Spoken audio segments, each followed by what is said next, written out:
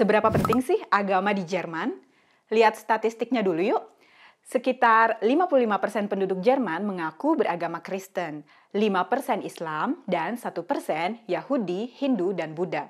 Sekitar 33% mengaku tidak terafiliasi dengan kepercayaan manapun.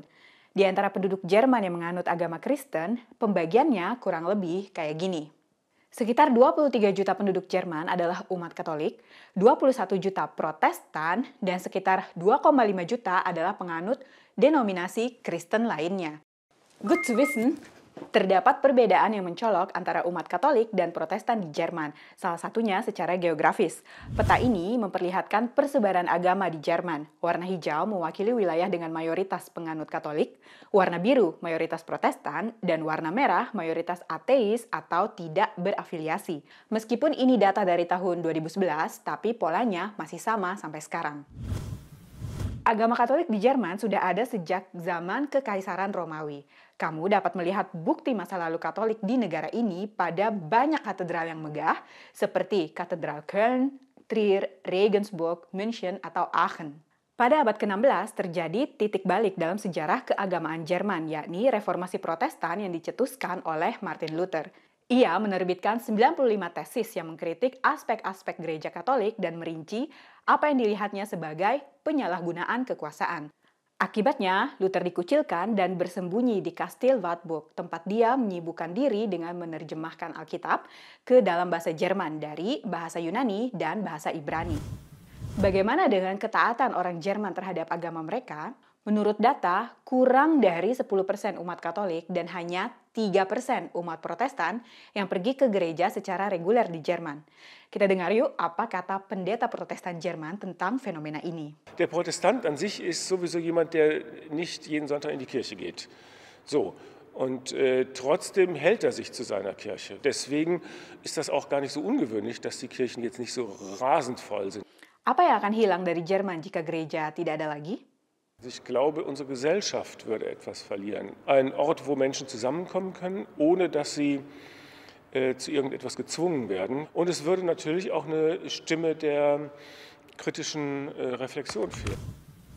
Di Jerman secara teori terdapat pemisahan antara gereja dan negara, tapi secara praktik tidak benar-benar seperti itu. Contoh pertama, Partai Kanselir Angela Merkel yang berkuasa selama 16 tahun di Jerman, CDU, punya kata Kristen di dalamnya.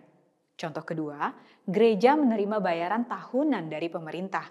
Tahun 2020, jumlah yang diterima gereja dari pemerintah adalah sebesar 570 juta euro. Itu rupiahnya berapa ya? Oha, was? So viel? Contoh ketiga, tanggal merah di Jerman biasanya adalah hari raya dalam agama Kristen, seperti misalnya Natal, Paskah, Pentakosta, Reformasi, dan Hari Para Orang Kudus. Contoh keempat, kenapa hari Minggu di Jerman semua toko tutup? Aturan ini berakar dari agama Kristen. Langkah untuk melonggarkan aturan ini dalam beberapa tahun terakhir ditentang keras oleh gereja. Satu hal yang juga menarik dari Jerman adalah pajak gereja atau Kirchensteuer. Setiap orang di Jerman yang secara resmi terdaftar sebagai anggota gereja Katolik atau Protestan wajib membayar pajak gereja. Ini diproses oleh Departemen Keuangan Pemerintah dan disalurkan ke gereja-gereja. Semua agama yang diakui secara resmi punya hak untuk mengumpulkan pajak, tapi tidak semuanya melakukan itu. Mayoritas pembayar pajak gereja adalah penganut Katolik dan Protestan. Tahun 2019, gereja menerima 11 miliar euro dari pemasukan pajak. Masih bisa nggak sih dihitung ke rupiah? Oha, was? Sehr viel?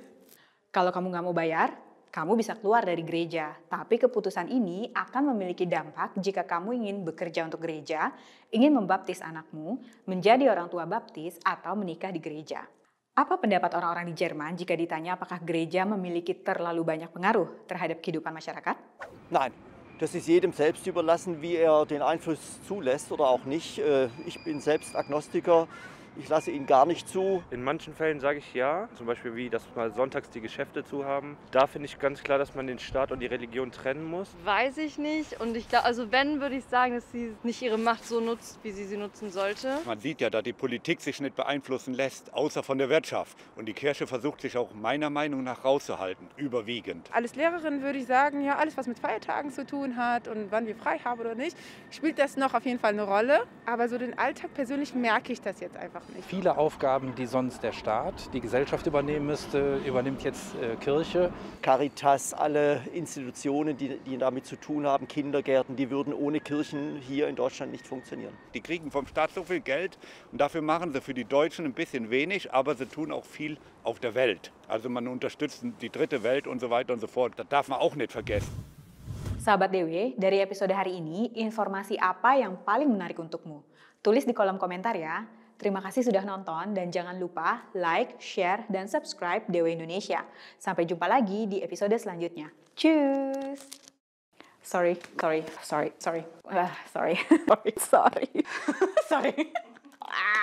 Wir sind fertig! Yay!